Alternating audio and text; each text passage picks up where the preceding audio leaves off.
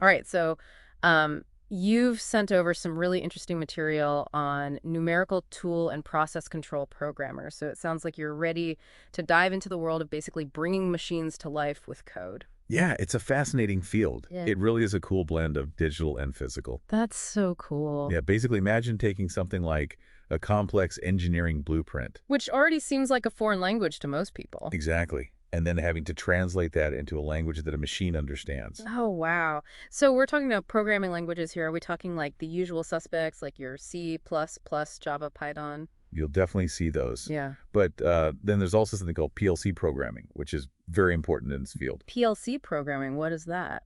PLC stands for Programmable Logic Controller.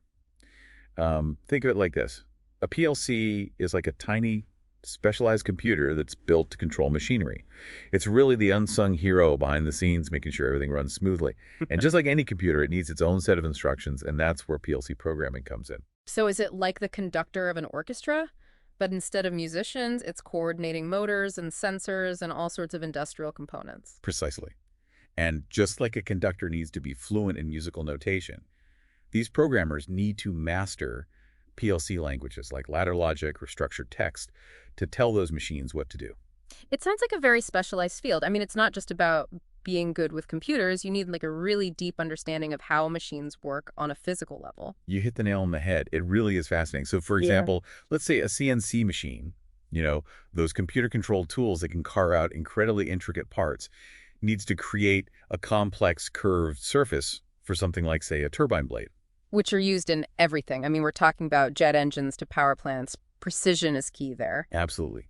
And a numerical tool and process control programmer would take the blueprint for that blade with all of its curves and contours and write the code that instructs that CNC machine to cut it perfectly. We're talking about a level of accuracy down to fractions of a millimeter. That's mind-blowing. Like digital sculpting, but instead of clay, you're shaping metal with lines of code.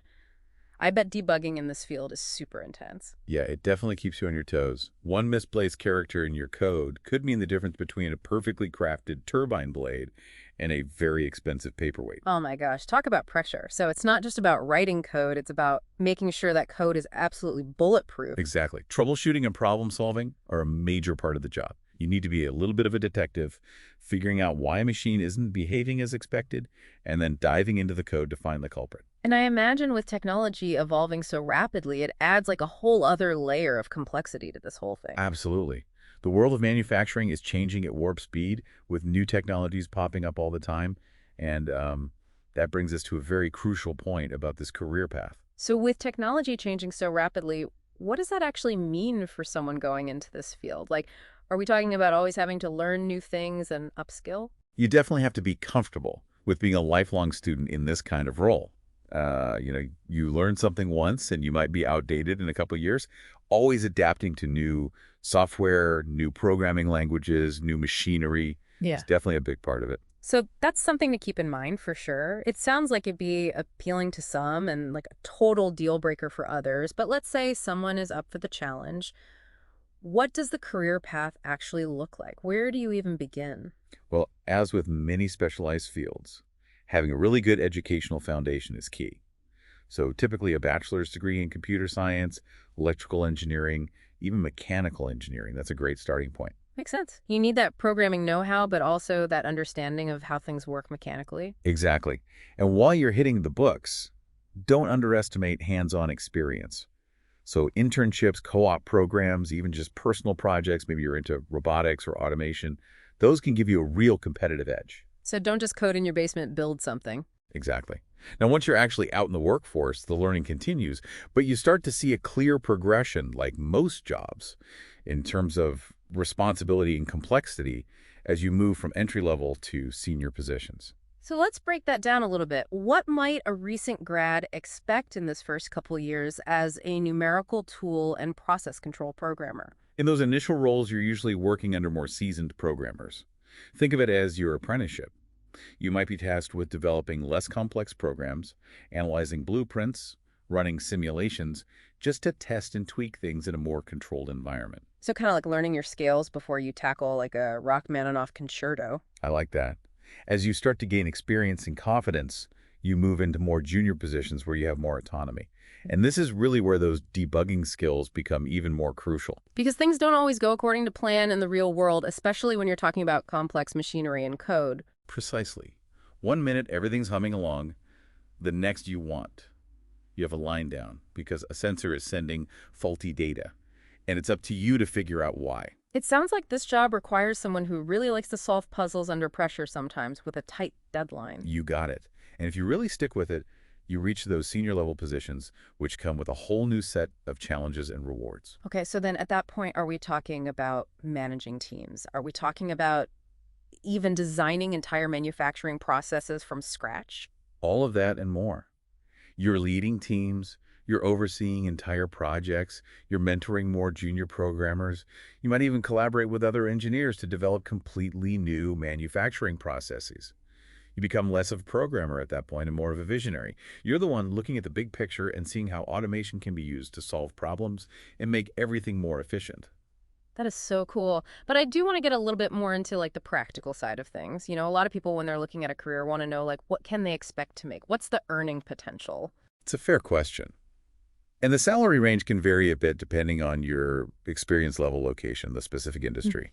But in general, you're looking at a median salary that's comfortably above the national average, even for those entry-level positions. And then obviously that goes up as you gain experience and seniority. For sure. Yeah. Senior-level programmers can earn a very comfortable living. So we've got high demand, we've got specialized skills, we've got good earning potential. What's the catch? Well, we've talked about the need for constant learning. You really have to be okay with that. Technology doesn't wait for anybody, especially in a field like automation, which is constantly evolving.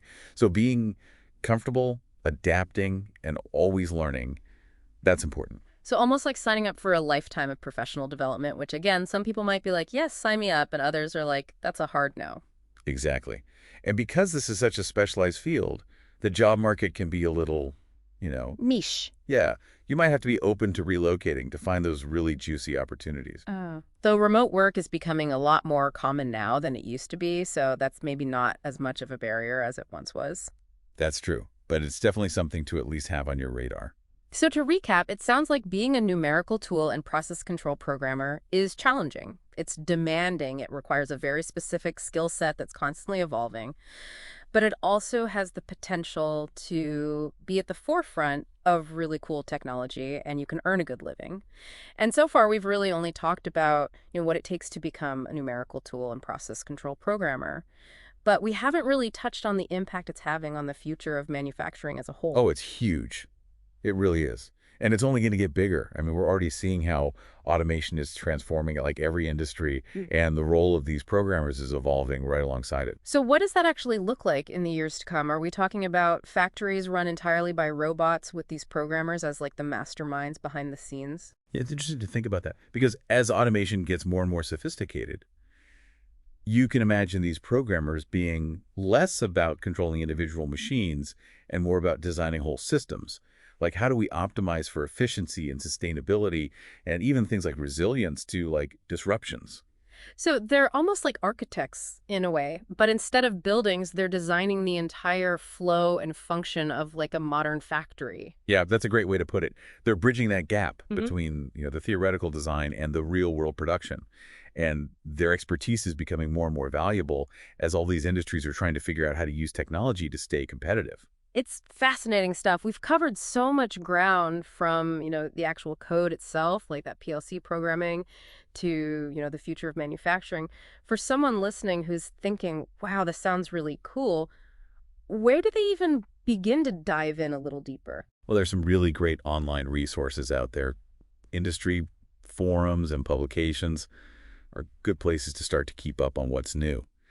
And nothing beats talking to people who are actually out there doing the work. Reach out on LinkedIn, go to industry events. The more you immerse yourself, the more it'll all start to click. Yeah, there's nothing like connecting with people who are passionate and hearing about their work. Absolutely. And it'll give you a much better sense of what it's actually like day to day. Right. The challenges, the rewards, the whole culture of the field. For sure. Well, on that note, we'll leave you with one final thought-provoking question. We've talked about how automation is changing things, but what about how that reliance on automation will impact the demand for programmers going forward? Will it create more jobs? Will it change those jobs in ways we haven't even thought of yet? It's a great question. And there's no easy answer. It's clear these programmers are vital to how things are made, but how that role will continue to evolve alongside the technology, that's a story that's still being written. Such a good point. One thing is for sure, in the world of automation, the only constant is change. And to thrive in that kind of environment, you have to be adaptable. You got to be curious. You got to be ready to always learn something new. Couldn't agree more. A huge thank you to our expert for joining us and sharing these insights. And to you, our listener, thanks for sticking with us on this deep dive. We hope you've learned something new about the world of automation and the people who are out there literally coding the future of manufacturing. Until next time, keep exploring, keep learning, and as always, keep diving deep.